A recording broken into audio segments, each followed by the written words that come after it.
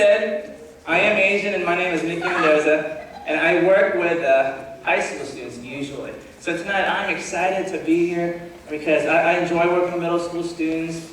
I used to teach middle school, I used to coach middle school, and of course, one day I used to be in middle school. I'm about as tall as some of you still, so I kind of relate.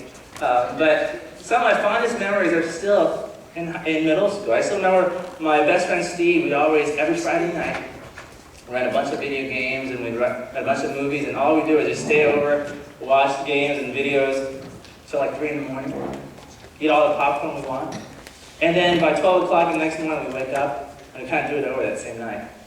It's just like that. Middle school, man, middle school is so fun. Middle school is like a time where some of you start to experiment with some things. Some of you girls start to wear makeup. Some of you need it. I'm just kidding. I'm just playing. I'm really just kidding. That was a clean joke. You told me to say it. But middle school is fun times. Middle school, different than high school, because high school, since I work with them, they're always telling me, oh man, I'm driving now, so I gotta get a job. I gotta pay for gas, insurance. My parents are making me. I gotta find a job so I can afford this tux for prom. When you're junior, you're like, oh man, I gotta study for this ACT test because a year from now I'm gonna be in college, and so I gotta do all these things. Middle school, you don't have to worry about that. So it's just fun times. But middle school can also be serious. There was this kid. His name was Carl Joseph. There's this guy, his name was Carl Joseph. Can you do me a favor? Hand me that extension cord. And Carl Joseph was this 12-year-old boy, okay? And he's probably in 6th grade. And Carl was kind of smaller, and so he was kind of picked on. People kind of called him these different names.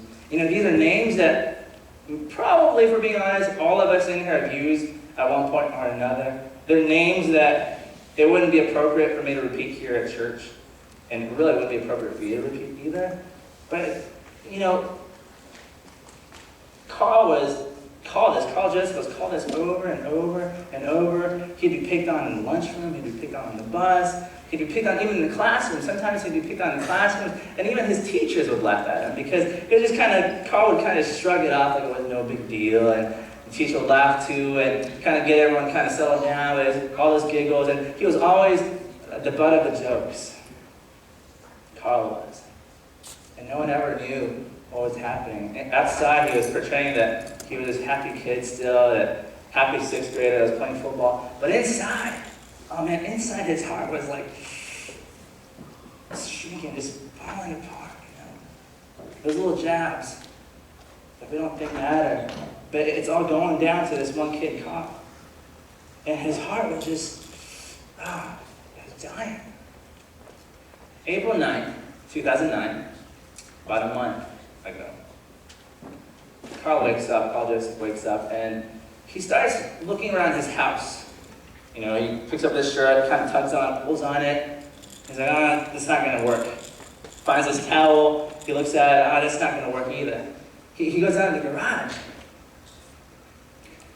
and he finds this extension cord, and he kind of pulls and tugs on it, kind of stretches it out. And he's like, this will do. This will do. Carl Joseph goes to the 2nd floor of his house. And all that baggage, all those words that he kept hearing in his head, 5 minutes later, they were gone. In fact, 5 minutes later, Carl Joseph didn't have to worry about anything anymore. 5 minutes later, in fact, Carl Joseph wasn't feeling anything anymore. In fact, Carl Joseph wasn't breathing. Carl Joseph, at 12 years old, April 9, 2009, just about a month ago, took his own life because middle school students were treating him unfairly, unjustly, and he hung himself. What an extension.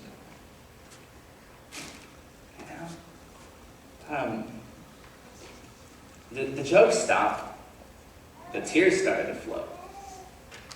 The tears started to flow some more. And everyone's like, oh man, what could I have done different?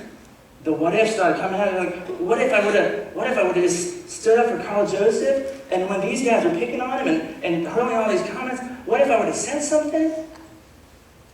Oh man, what if I would have just talked to Carl Joseph the night before? All these what ifs started coming out.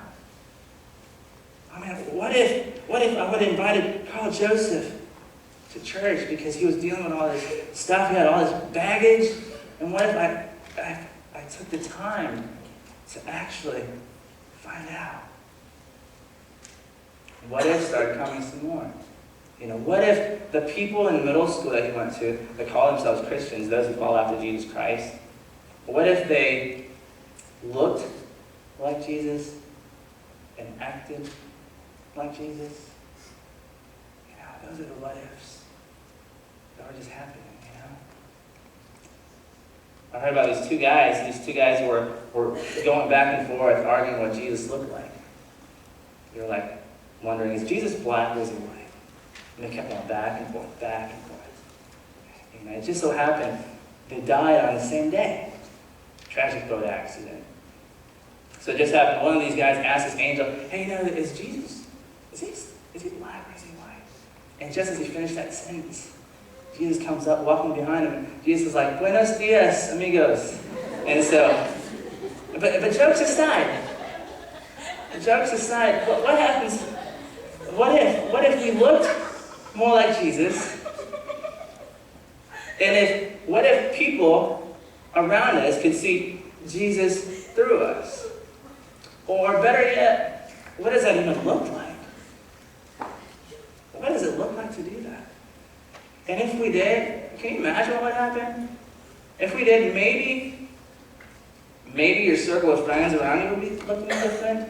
Maybe your neighborhood would look different.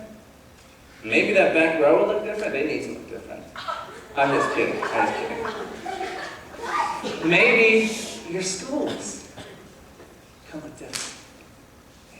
Oh, and maybe just if people saw Jesus through us, maybe Carl would still be around.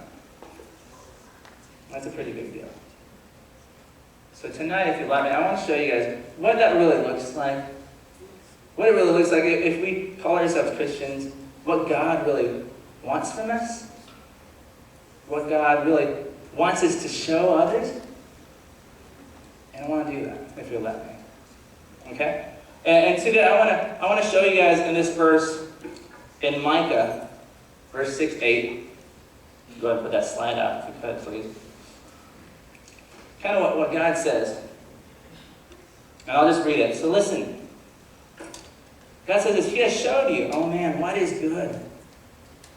And what does the Lord require me? To act justly and to love mercy and to walk humbly with your God. To act justly and to love mercy and walk humbly with your God. You got to understand,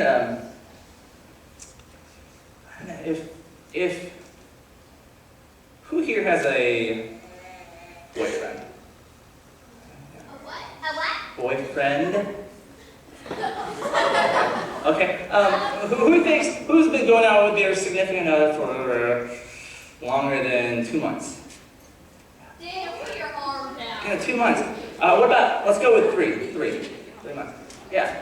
Now, you've been going out with that significant other for like 3 months. You think you're kind of cool. And all of a sudden, one night, he sends you a text. Courtney. We'll pick on Courtney. He sends you a text. And your guy's name, texts him, he just says, it's over. See? That has happened before. Yeah. And that's what he does. Is that enough? Who would feel kind of slighted? Who would feel kind of, man, I deserve more than that? Oh, yes. If you're going to let me go, you better tell me to my face. Okay? Who feels that way? Yeah. Well, you know what? In Micah 6:8, listen, in Micah 6:8, what's happened is these Israelites are kind of giving God kind of the version of just texting him, kind of empty, it doesn't really mean anything, it's kind of convenient.